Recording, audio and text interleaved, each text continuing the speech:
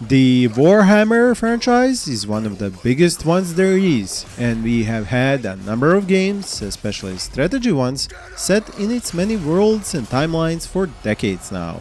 So I am happy to present the newest one to you, set in the Warhammer Age of Sigmar and called Realms of Ruin, which even had an open beta not too long ago.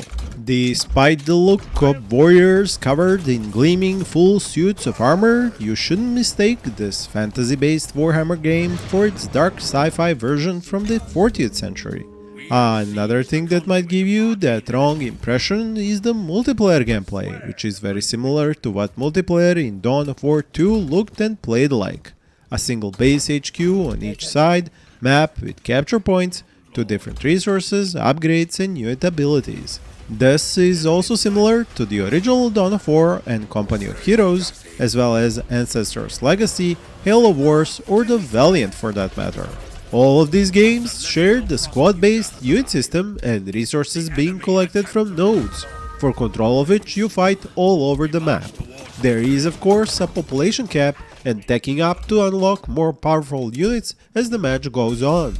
The victor is the player who takes down his opponent's points first, for which he needs to keep control of the victory points, which do not produce any resources. Here in Realms of Ruin there isn't even minimal base building, and you tech up just by spending resources at your HQ building. There is however upgrading of the resource generating capture points called arcane conduits, and you can choose one of 4 types of buildings called bastions to construct and even upgrade them on these arcane conduits. I know that some love and others hate this type of gameplay, and that many spears were broken online debating the merits and pitfalls of such game design.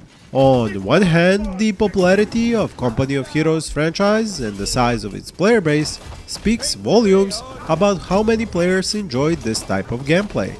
On the other hand, the quick and brutal downfall of Ancestors Legacy or the Valiant shows that games with such systems can also end up being largely ignored by players. Warhammer Age of Sigmar Realms of Ruin will of course offer more than just multiplayer, as it has a whole story-driven campaign ready as well as 4 different factions. 2 of which, the Stormcast Eternals and Orruk Kruleboyz, we saw and could play in the open multiplayer beta and in the many promotional videos. The units I played with and against had a very expressed rock-paper-scissors system of balancing, or maybe better called the shield, arrow and axe system, where each type of unit has some advantage over another unit type and is weak against its own counter. Crossbow units would damage unprotected axe wielders quickly, but not do much against shielded enemies who on the other hand got trashed by those using axes. The heroes have their own place of course, as do war machines and monsters you can recruit as you tech up during a match. Upgrades help the lower tier units keep their place in the fight, while the most expensive and advanced units also have very powerful abilities that you have to target and activate at just the right time, and they also cost some resources to use. I will not go too much into details of such elements, as they have a lot of balancing patches before they are ready for release, but what I do have to mention is the slow response of units and some command and control key issues that I found. Having to double tap keys to confirm orders felt unnecessary, and another complication was the fact that the same key would control different actions depending on the state of a hero or unit.